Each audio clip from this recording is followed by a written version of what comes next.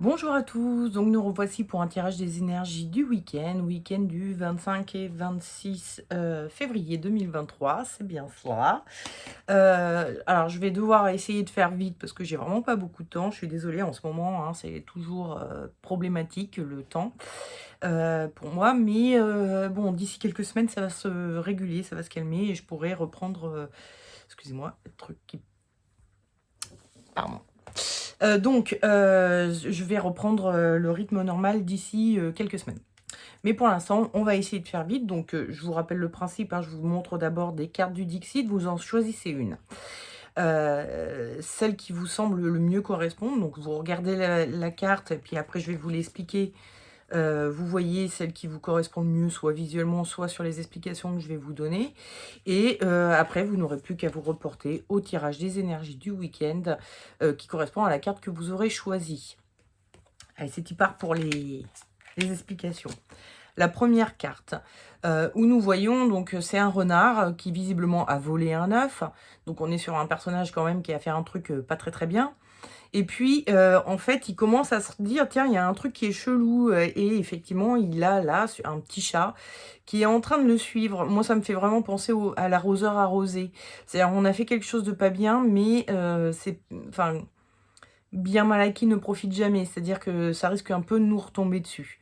On a fait quelque chose qui était pas, je sais pas pourquoi, mais là, je pense un peu à des petites tricheries, comment dire? Administratives, des voilà, on a récupéré un truc que bon, normalement, c'est pas à nous, mais ça traînait, alors on l'a récupéré et puis, bah, c'est possible que, bah, quelqu'un vienne nous toquer à la porte pour nous dire: «Mmh». Donc si vous vous sentez un peu comme ça, en ce moment, bah, voilà, c'est la carte qu'il faut choisir. La deuxième, je sais pas pourquoi, mais là, quand j'ai vu cette carte-là, j'ai pensé à, une poule devant un couteau. Vous avez des outils, vous savez pas trop comment vous servir, hein, cette fourchette n'est pas censée, être utilisée comme ça. Et puis, bah, là, vous savez pas trop comment, utiliser un nouvel outil ou quelque chose que vous venez d'acquérir. Vous n'êtes pas sûr de savoir l'utiliser, vous n'êtes pas sûr de pouvoir le mettre en pratique, vous n'êtes pas sûr de vous face à cet outil, d'en avoir la totale maîtrise. Donc si c'est votre cas, évidemment, c'est la carte qu'il faut choisir.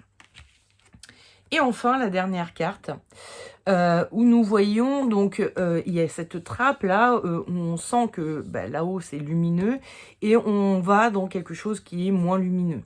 Et ce qui m'a fait penser au conscient, inconscient, au qu'on n'affiche pas. Et puis, bah, il y a ce bras-là qui essaye d'attraper les plumes, qui sont donc douces et légères, et cetera. Ça me fait vraiment penser au fait qu'on peut avoir des parts d'ombre et on essaye, comment dire? De les adoucir, de les rendre moins, comment dire?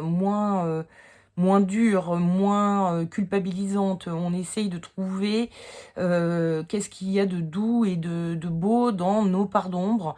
Donc si vous êtes sur un travail de vos parts d'ombre en ce moment et que, bah, ça pique un peu et que vous aimeriez que ça s'adoucisse un peu, voilà, c'est la carte qu'il faut choisir.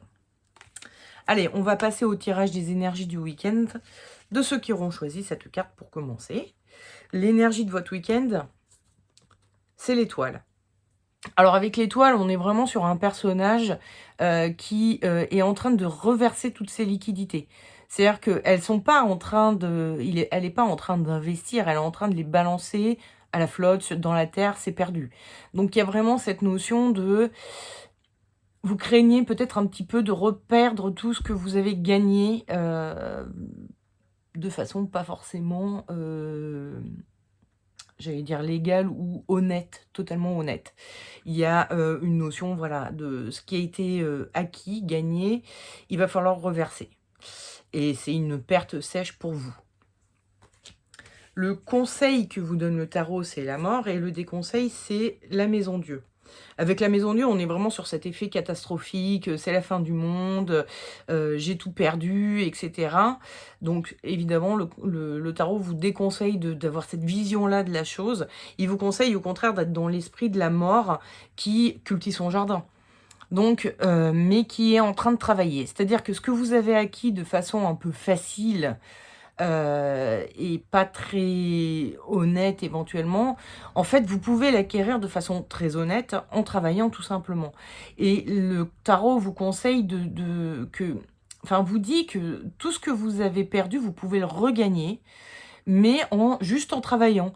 Il faut juste y mettre un peu du sien et vous en êtes capable. C'est-à-dire que vous l'avez, peut-être pris, un peu facilement, cet apport vous est arrivé un peu de façon facile et parce que vous pensiez peut-être n'être pas capable de l'acquérir par vous-même, sauf que le tarot, il vous dit: «Bah si, si, si, vous êtes capable de l'acquérir par vous-même». C'est pas du tout une catastrophe, au contraire, c'est, peut-être, une façon que la vie vous dit de vous dire un moyen pour la vie de vous dire: vous savez que ça, c'est quelque chose que vous aimeriez avoir, et qui, serait bien bénéfique pour vous, et ça c'est un moteur pour vous, une motivation pour vous pour, bah, essayer de réavoir ce que vous venez de perdre ou ce que vous allez potentiellement perdre prochainement. Ça peut être un moteur, une motivation pour, bah, le faire cette fois-ci de façon, plus, conventionnelle et légale, on va dire et honnête, heu, par le travail, tout bêtement, hein, et vous en êtes capable. C'est ce que le tarot veut vous dire. Et puis, on a, Bercano, qui est, arrivé en runes, en conseil des runes. Bercano, ça veut dire le boulot, et c'est associé à Freya, la déesse de la fertilité, et à Freya, son frère, enfin le frère et la sœur Freya. C'est associé aux dieux primordiaux de la fertilité en général, qu'on retrouve un peu ici, hein, avec la mort. On est vraiment sur, hop là, on est sur deux, non, hop, attendez, que je la remette à l'endroit. Non, c'est comme ça, hop. Parce qu'elle est inversée dans mon retour vidéo, alors je ne sais pas où est l'endroit à l'envers. On est sur deux cartes qui vont parler d'agriculture, c'est-à-dire de planter pour faire germer, pour faire pousser quelque chose qui va nous nourrir. Et Bercano, elle est là pour vous dire aussi: ne vous inquiétez pas, vos besoins nourriciers, ils sont comblés. Vous n'avez pas tout perdu, vous avez juste perdu quelque chose en plus, mais le vital, le nécessaire, tout ce qui vous est, voilà, vital, ça vous le perdez pas. Donc ne vous inquiétez pas, il y a pas de catastrophe dans l'affaire, c'est pas dramatique. Vous avez encore tout ce qu'il faut pour vivre, fonctionner, et engager un travail, et enfin voilà, il y a pas de souci. Vos besoins primordiaux sont comblés. Il y a plus qu'à travailler pour accéder, bah, aux besoins un peu moins primordiaux, et aux petits plaisirs de la vie, entre guillemets, que vous vouliez acquérir comme ça, un petit peu de façon, pas franchement, comment dire? Ça arrive à tout le monde, enfin ça à tout le monde, peut-être pas, hein, il y a des gens qui sont très droits et cetera, mais je veux dire, des petites tricheries dans la vie, tout le monde en a fait, c'est pas la fin du monde. Puis des fois on se fait gauler, bon, bah, c'est pas la fin du monde non plus.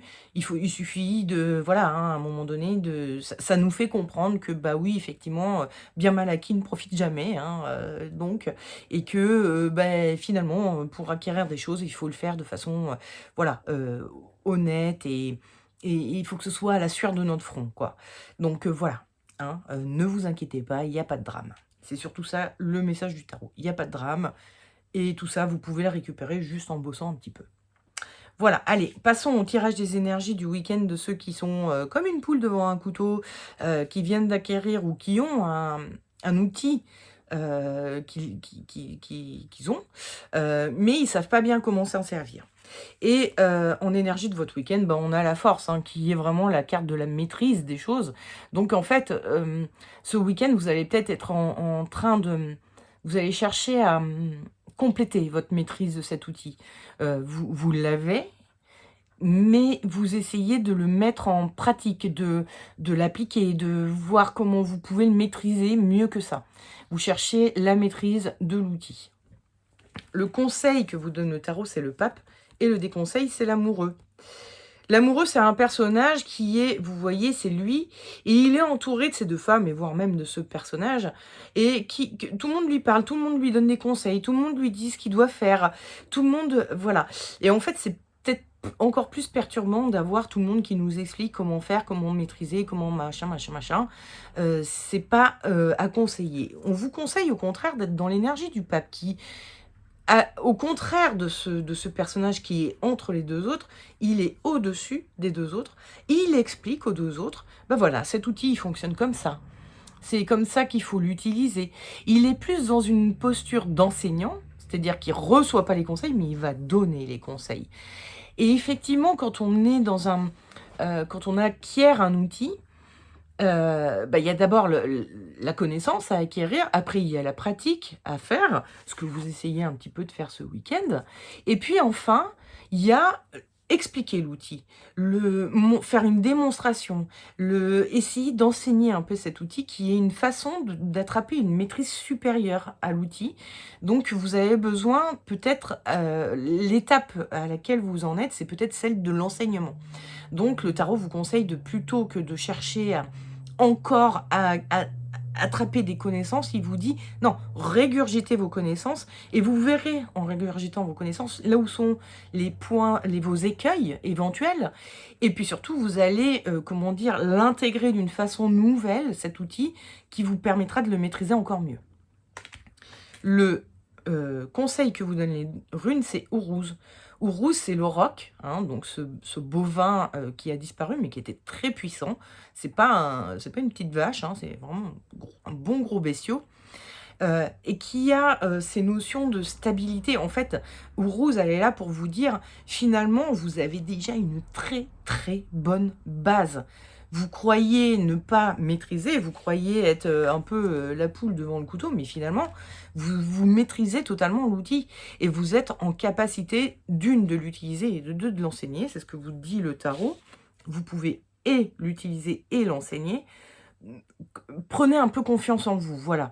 Vous manquez un peu de confiance en vous. C'est pour ça que vous vous sentez comme la poule, mais en fait, vous maîtrisez bien plus que vous ne le pensez. C'est ce que vous dit Ourouz et le tarot aussi, parce qu'il vous dit: «Vous êtes même capable de l'enseigner». Donc ne vous inquiétez pas, vous avez une meilleure maîtrise de l'objet, de l'outil, que vous avez acquis et il est temps de et l'utiliser et de l'enseigner. Voilà, pour accéder à une maîtrise supérieure. Ce que vous croyez être un manque de maîtrise, en fait, vous l'acquérirez par l'enseignement. Voilà. Allez, passons. Je suis désolée, hein, je fais hyper vite. On va passer au tirage des énergies du week-end de ceux qui auront choisi cette carte. Vous avez des zones d'ombre. Vous avez, envie que ces zones d'ombre, se deviennent plus douces, plus légères. Ça vous plaît pas d'être face à ces zones d'ombre.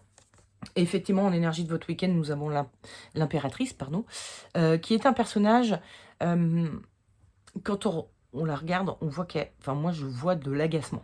Ça m'agace. Ça m'agace, ça me gonfle et en plus ça me fait un peu peur, hein. L'impératrice, c'est un personnage qui est un peu dans l'inquiétude, dans l'anxiété un petit peu latente, permanente. Peut-être d'être découvert sur ces zones d'ombre. On a des zones d'ombre, voilà, hein, elles sont cachées, hein, elles sont au fond du trou là, hein, elles sont dans l on ça c'est sous le tapis, hein, on essaye de pas le montrer. Ce qu'on montre, ce qui est en lumière, c'est pas ça du tout et donc vous avez cette petite inquiétude vous voyez, elle garde son cette part-là d'elle sous son aile comme ça, elle essaye un peu de le mettre, de côté, caché et puis, ça l'agace, ça la gonfle, hein, ça l'énerve de savoir qu'elle n'est pas parfaite.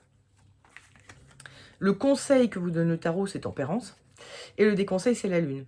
Avec la lune, on voit vraiment, c'est comme si on avait plusieurs parts de nous-mêmes et ça se chicane, ça s'engueule, ça se bagarre. On est en train d'en fait de rentrer en conflit avec nous-mêmes et ça, le tarot, il vous dit: «Non, arrêtez, Faut pas rentrer en conflit avec vous-même. Il faut être dans l'esprit de la tempérance qui est douce, qui est légère, qui met de l'eau dans son vin, qui est bienveillante. Le tarot vous incite vraiment à être bienveillant avec vous vis-à-vis de vous-même. Personne n'est parfait. Ça n'existe pas quelqu'un de parfait. Et vous avez le droit de ne pas l'être. Et vous avez surtout pas le droit de vous auto-flageller parce que vous ne l'êtes pas. C'est en fait, souvent quand on n'accepte pas ses défauts, c'est parce qu'on a peur de ne pas être aimé et donc on veut les cacher pour ne pas être aimé, enfin pour ne pas attendez, pour ne pas être détesté, pour ne pas être repéré comme étant quelqu'un de: «Ouh là là, mais celle-là ou celui-là, il a quand même des défauts». Bah oui, et qui n'en a pas quoi, hein, clairement. Et puis en conseil des runes, j'ai eu Isa, Isa qui veut dire la glace. Donc la glace, c'est le fait d'être figé, d'être dans l'impossibilité de résolver quelque chose. On est coincé, c'est pas possible d'arranger les choses. Donc Isa, elle vous dit: «Ouais, vous avez peut-être pas trop de solutions. Vos pardons, bah, elles existent, elles sont là. Et pour les améliorer, bah, vu que là, tout de suite, vous avez aucun pouvoir sur les choses, bah, profitez-en peut-être pour faire continuer votre introspection. Mais l'introspection, elle est pas là pour apporter du chaos, elle est pas là pour apporter de la bagarre contre vous-même. Elle est là pour, au contraire, trouver l'équilibre, le juste milieu. Donc oui, vous pouvez trouver des solutions pour un petit peu améliorer vos parts d'ombre, être plus dans enfin voilà, trouver la beauté, la douceur, légèreté dans vos parts d'ombre. OK, vous pouvez, mais vous n'avez aucune solution pour changer ça. Changer sa nature profonde, c'est très compliqué. C'est plus, c'est pas la nature profonde que vous allez pouvoir changer, c'est la façon dont vous allez, agir, réagir aux choses qui peut changer. C'est-à-dire que vous allez ressentir encore, bah, ces mauvais sentiments qui vous agacent, qui vous font penser que vous n'êtes pas quelqu'un de bien, mais vous allez pouvoir tempérer, hein, la façon dont vous allez réagir quand vous éprouvez ces sentiments.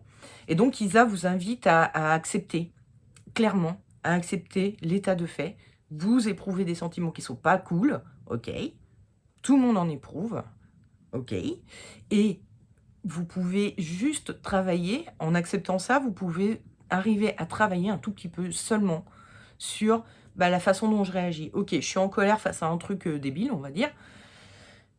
Je respire un grand coup, je dis: «OK, là, j'éprouve quelque chose qui est pas cool, je vais aller faire un petit tour de pâté de maison, le temps d'abaisser, voilà, le sentiment de colère et quand je reviens, on en discute et on va essayer d'en discuter de façon bienveillante et sympathique. Je veux pas me fâcher, je veux pas, te gueuler dessus par colère.